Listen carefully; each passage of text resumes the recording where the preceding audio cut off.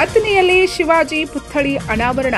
ಶಿವಾಜಿಯ ಶೌರ್ಯ ಆದರ್ಶಗಳು ನಮ್ಮೆಲ್ಲರಿಗೆ ಪ್ರೇರಣೆ. ಜ್ಯೋತಿರಾದಿತ್ಯ ಸಿಂಧಿಯಾ. ಭಾರತ ಇಂದು ಹಿಂದುತ್ವ ರಾಷ್ಟ್ರವಾಗಲು ಛತ್ರಪತಿ ಶಿವಾಜಿ ಮಹಾರಾಜರ ಕೊಡುಗೆ ಅಪಾರವಾಗಿದೆ. ಹಿಂದೂಗಳು ರಾಷ್ಟ್ರವನ್ನು ಕಟ್ಟಬಲ್ಲರು, ಶತ್ರುಗಳನ್ನು ಸೋಲಿಸಬಲ್ಲರು ಎಂದು ಶಿವಾಜಿ ಮಹಾರಾಜರು ತಮ್ಮ ಕಾರ್ಯಗಳಿಂದ ತೋರಿಸಿಕೊಟ್ಟವರು. ಅವರ ದೇಶಪ್ರೇಮ, ಧೈರ್ಯ ಮತ್ತು ಶೌರ್ಯ ಆದರ್ಶಗಳು ನಮ್ಮೆಲ್ಲರಿಗೆ ಪ್ರೇರಣೆಯಾಗಿವೆ ಎಂದು ಕೇಂದ್ರ ಸಚಿವ ಜ್ಯೋತಿರಾದಿತ್ಯ ಸಿಂಧಿಯಾ ಹೇಳಿದ್ದಾರೆ. ಅವರು ರವಿವಾರ ದಿನಾಂಕ 14ರಂದು ಅಥಣಿ ಪಟ್ಟಣದ ಶಿವಾಜಿ ವೃತ್ತದಲ್ಲಿ ಛತ್ರಪತಿ ಶಿವಾಜಿ ಮಹಾರಾಜರ ಪುತ್ಥಳಿ ಅನಾವರಣಗೊಳಿಸಿ ಮಾತನಾಡುತ್ತಿದ್ದರು. स्वप्न तुमच्या आणि आमच्या हे क्षेत्र से आमचे आमदार पूर्व मंत्री श्रीमंत पाटील साहेब व्यासपीठवरती शिवाजी महाराजांची छत्रछायामध्ये संपूर्ण कर्नाटक, संपूर्ण देशाचा माणसं एकी मंचवरती उपस्थित आहेत आणि माझ्या समोर ಅಥಣಿ हे मतदारसंघाचा एक वीर भारतचा सपूत माझे बंधू आणि भगिनी सगळ्यांना माझा प्रणाम आहे. कुठे मला ಅಥಣಿचे ताली द्या चला.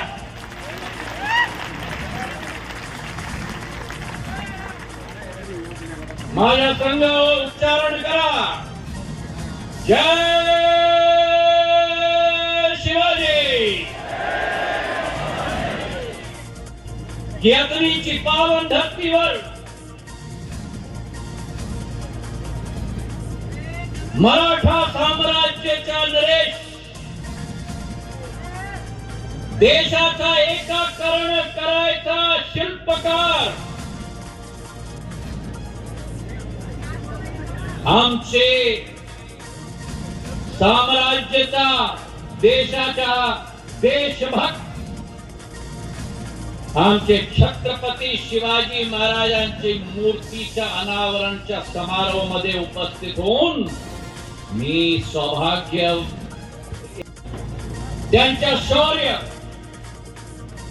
त्यांची महानता जी एक मंचवरती आम्ही चर्चा करणार रात्री निघून जातील. छत्रपती शिवाजी महाराजांचा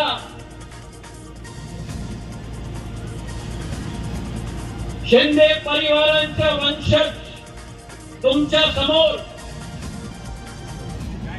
राणोजी महाराज, दत्ताजी महाराज, महाजी महाराज यांच्या वंशज आणि छत्रपती शिवाजी महाराजांच्या सरसेनापती शिंदे परिवारांच्या वंशज तुमच्या समोर प्रणाम करतो.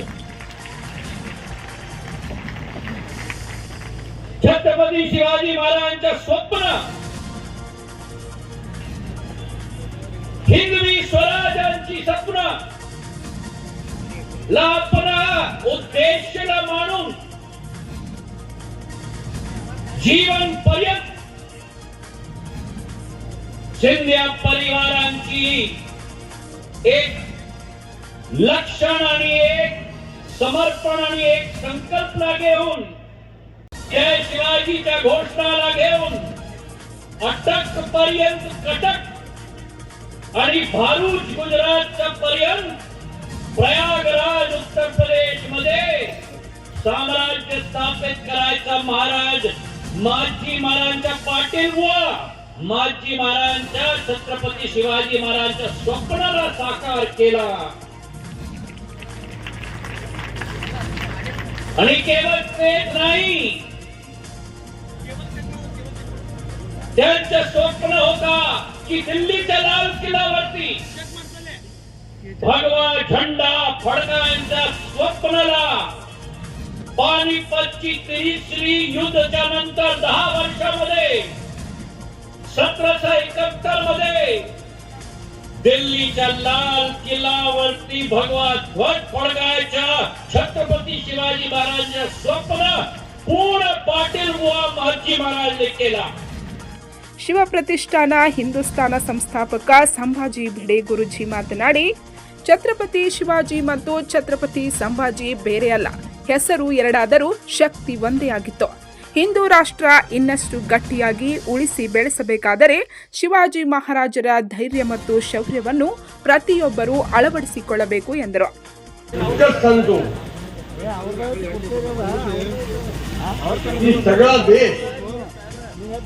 हिंदुस्थान एक देश म्हणून नाही, या जगातल्या सगळ्या राष्ट्रांचा भाग बनवायचा असेल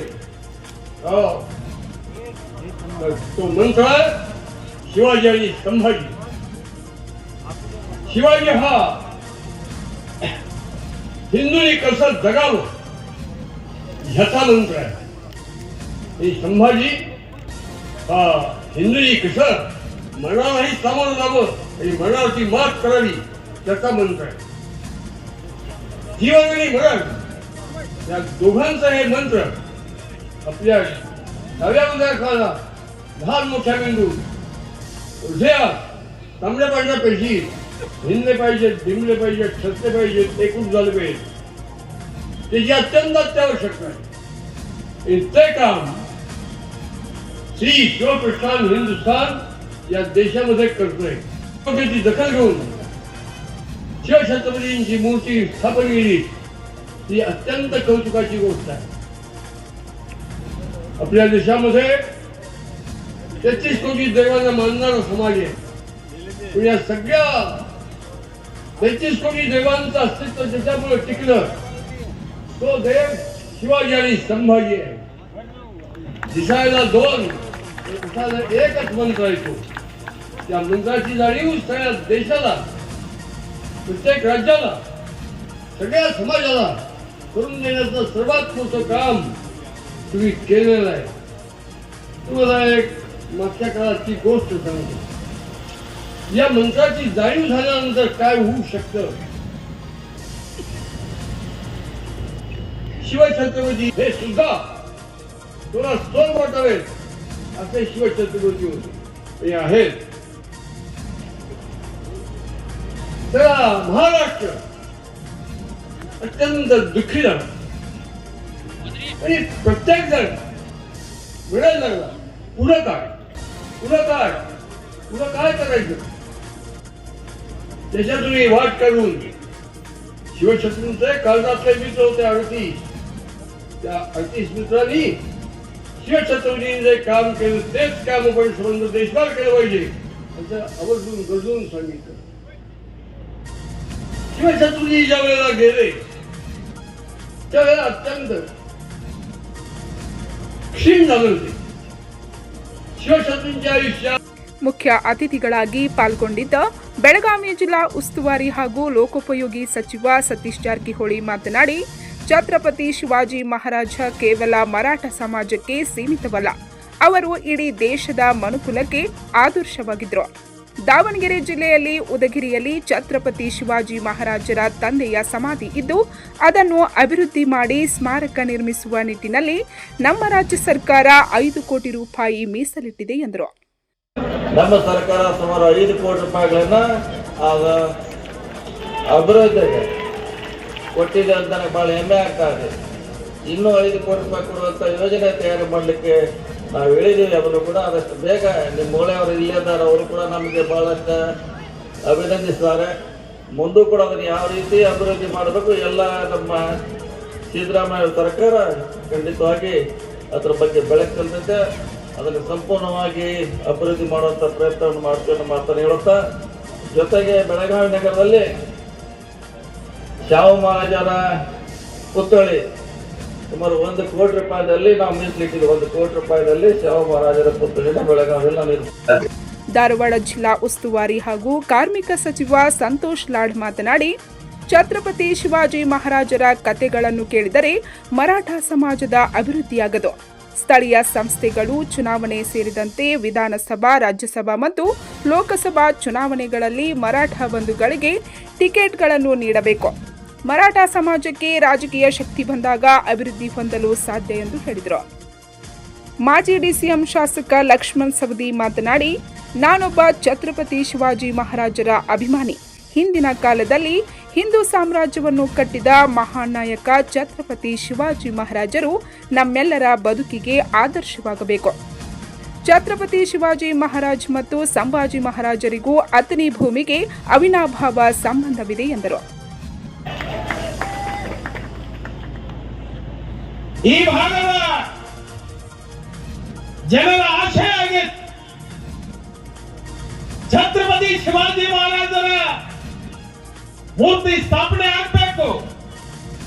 ಹೊರಗಡೆಯಿಂದ ಬಂದಿರತಕ್ಕಂಥ ಜನರಿಗೆ ಮೊದಲನೇ ದರ್ಶನ ಶಿವಾಜಿ ಮಹಾರಾಜರ ಆಗಬೇಕು ಅಂತಕ್ಕಂಥ ಏನು ಅಪೇಕ್ಷೆ ಇತ್ತು, ಆ ಅಪೇಕ್ಷೆಯನ್ನ ಇವತ್ತು ಈಡೇರಿಸಿದ್ರಿ. ನಿಮಗೆ ನಾನು ಅಭಿನಂದನೆಗಳನ್ನ ಈ ಸಂದರ್ಭದಲ್ಲಿ ಹೇಳಲಿಕ್ಕೆ ಬಯಸ್ತೀನಿ.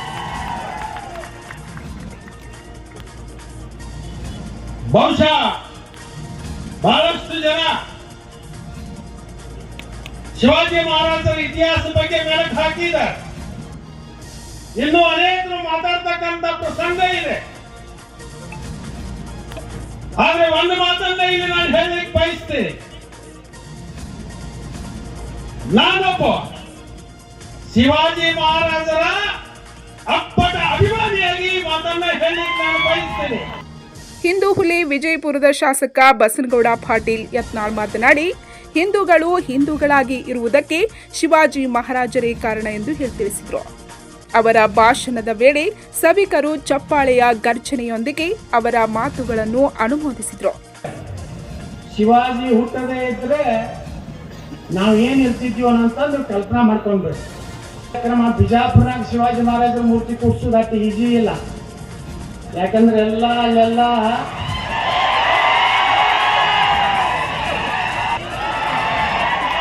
ಹೀಗಾಗಿ ಬಿಜಾಪುರದ ಶಿವಾಜಿ ಮಹಾರಾಜರ ಮೂರ್ತಿ ಕೂಡ್ಸೋದಂದ್ರೇನು, ಯಾವ ಶಿವಾಜಿ ಮಹಾರಾಜರು ಬಿಜಾಪುರ್ನಲ್ಲಿ ಆದಿಲ್ ಶಾಹಿಗೆ ಏನಿಗೆ ಹೊಡಿತಿದ್ರಲ್ಲ ಅದೇನು ಹೊಡಿಲಿದ್ರು. ಫಸ್ಟ್ ನನಗೆ ಫೋನ್ ಮಾಡಿದ್ರು, ಯತ್ನಾಡ್ರೆ ನೀವು ಮಾತಾಡಿದ್ರಿಂದ ನಾ ಅಧ್ಯಕ್ಷ ಆದೆ, ಇವತ್ತು MLC ಆದೆ. ಯಾಕೆ ಬಿಡೆ ಹಾಕಿರ್ಬೇಕು, ಏನು ಇವ್ರೇನು ಮಾಡಂಗದ ನನಗೆ ಹೊರಗೆ ಹಾಕ್ತಾರೆ 6 ವರ್ಷ. ಮತ್ತೆ इलेक्शन 6 ತಿಂಗಳಿದ್ದಾಗ यत्नाड़ ಎಲ್ಲಿ अरे वो कहाँ है यत्नाड़, उनको लेके आओ, भाषण करने के लिए दो. ಈ ಸಲ ಮುಖ್ಯ ಭಾಷಣ ಮಾಡೋದಿಲ್ಲ ಲಕ್ಷ್ಮಣನವರ. ನಂಬರ್ 1 ಇಂದ ಹೋಗ್ತೀನಿ, JCB ಚಾಲೂ ಮಾಡ್ತೀನಿ, ಗಣಪತಿ ಮ್ಯಾಗ ಕಲ್ಲು ಹೋಗೋದಲ್ಲ ಡಮ್ಮೆ, ಶಿವಾಜಿ ಮಹಾರಾಜರ ಮೆರವಣಿಗೆ ಮ್ಯಾಗ ಏನ ಮಾಡ್ದ ಡಮ್ಮೆ. ಕಾರ್ಯಕ್ರಮದಲ್ಲಿ ಅನೇಕರು ತಮ್ಮ ಅನಿಸಿಕೆ ಹಂಚಿಕೊಂಡರು. ಇದೇ ವೇಳೆ ಗಣ್ಯರನ್ನು ಮತ್ತು ಶ್ರೀಗಳನ್ನು ಸನ್ಮಾನಿಸಲಾಯಿತು. ಮಾಜಿ ಸಚಿವ ಶ್ರೀಮಂತ ಪಾಟೀಲ್ ಅವರ ಪ್ರಯತ್ನದಿಂದಾಗಿ ಇಂತಹ ಒಂದು ಭವ್ಯ ಕಾರ್ಯಕ್ರಮ ಆಯೋಜನೆಗೊಂಡಿರುವುದನ್ನು ಗಣ್ಯರು ಶ್ಲಾಘಿಸಿದರು. ಈ ವೇಳೆ ಬೆಂಗಳೂರಿನ ಗೋಸಾಯಿ ಮಠದ ಜಗದ್ಗುರು ಮಂಜುನಾಥ ಭಾರತಿ ಸ್ವಾಮೀಜಿ, ಗಚ್ಚಿನ ಮಠದ ಶಿವಬಸವ ಸ್ವಾಮೀಜಿ, ಮೋಟಗಿ ಮಠದ ಪ್ರಭು ಚನ್ನಬಸವ ಸ್ವಾಮೀಜಿ, ಶೆಟ್ಟರ ಮಠದ ಮರುಳಸಿದ್ದ ಸ್ವಾಮೀಜಿ, ಕವಲ್ಗುಡ್ಡದ ಅಮರೇಶ್ವರ ಮಹಾರಾಜರು, ಕಕಮರಿಯ ಅಭಿನವ ಗುರುಲಿಂಗ ಜಂಗಮ ಸ್ವಾಮೀಜಿ, ಕೊಲ್ಲಾಪುರ ಲೋಕಸಭಾ ಸದಸ್ಯ ಶಿವಾಜಿ ವಂಶಸ್ಥರಾದ ಶ್ರೀಮಂತ ಶಾಹು ಛತ್ರಪತಿ ಮಹಾರಾಜ್, ಮಾಜಿ ಸಚಿವರಾದ ಕುಮಾರ್ ಬಂಗಾರಪ್ಪ, ರಮೇಶ್ ಜಾರಕಿಹೊಳಿ, PJR ಸಿಂಧಿಯಾ, ಜತ್ ಕ್ಷೇತ್ರದ ಶಾಸಕ ವಿಕ್ರಮ್ ಸಿಂಗ್ ಸಾವಂತ್, ಮಾಜಿ ಶಾಸಕ ಮಹೇಶ್ ಕುಮಠಳ್ಳಿ, ಶಹಜಾನ್ ಡಂಗರ್ಗಾಂವ್, ಮಹಾಂತೇಶ್ ಕವಟಗಿಮಠ್, ಅರವಿಂದ್ ರಾವ್ ದೇಶಪಾಂಡೆ, ದಿಗ್ವಿಜಯ ಸಿಂಗ್ ಪವಾರ್ ದೇಸಾಯಿ, ಬಾಬು ಸಾಹೇಬ್ ಜಾಧವ್, ವಿಕ್ರಾಂತ್ ದೇಸಾಯಿ, ರಾವ್ ಸಾಹೇಬ್ ದೇಸಾಯಿ, ವಿನಾಯಕ್ ದೇಸಾಯಿ ಸೇರಿದಂತೆ ಅನೇಕ ಗಣ್ಯರು ಉಪಸ್ಥಿತರಿದ್ದರು. ಮಾಜಿ ಸಚಿವ ಶ್ರೀಮಂತ ಪಾಟೀಲ್ ಸ್ವಾಗತಿಸಿ ಪ್ರಾಸ್ತಾವಿಕವಾಗಿ ಮಾತನಾಡಿದರು. ಬರಂಗಿಲ್ಲ, ಆದ್ರೆ ಕ್ಷಮ ಮಾಡಬೇಕು. ಈ ಕಾರ್ಯಕ್ರಮದಲ್ಲಿ ಬಂದಂತ ಎಲ್ಲ ನಮ್ಮ ಶಿವಪ್ರೇಮಿಗಳೇ, ಬಂಧುಗಳೇ, ಛತ್ರಪತಿ ಶಿವಾಜಿ ಮಹಾರಾಜ್ ಅವರು ಇಲ್ಲಿ ಒಂದು ಅಶ್ವಾರೂಢ ಮೂರ್ತಿ ಇವತ್ತು ಅನಾವರಣ ಆಯಿತು. ನಿಮ್ಗೆಲ್ಲರಿಗೂ ಗೊತ್ತೈತಿ, ದೇವ್ರ ಮೂರ್ತಿ ಸ್ಥಾಪನೆ ಮಾಡ್ತಾರ, ಸಂತ ಮೂರ್ತಿ ಸ್ಥಾಪನೆ ಮಾಡ್ತಾರ. ಆದ್ರ ಯಾವ ರಾಜ ಮೂರ್ತಿ ನಾ ಎಲ್ಲೇ ನೋಡಿಲ್ಲ. ಶ್ರುತಿ ಜಾಧವ್ ಮತ್ತು ಶಿವಾನಂದ ಸ್ವಾಮಿ ಕಾರ್ಯಕ್ರಮ ನಿರೂಪಿಸಿದರು. ಬಾವ್ ಸಾಹೇಬ್ ಜಾಧವ್ ವಂದಿಸಿದರು. ಪಂಚ್ ನ್ಯೂಸ್ಗಾಗಿ ಅಥಣಿಯಿಂದ ಬಸವರಾಜ್ ತಾರ್ದಾಳೆ.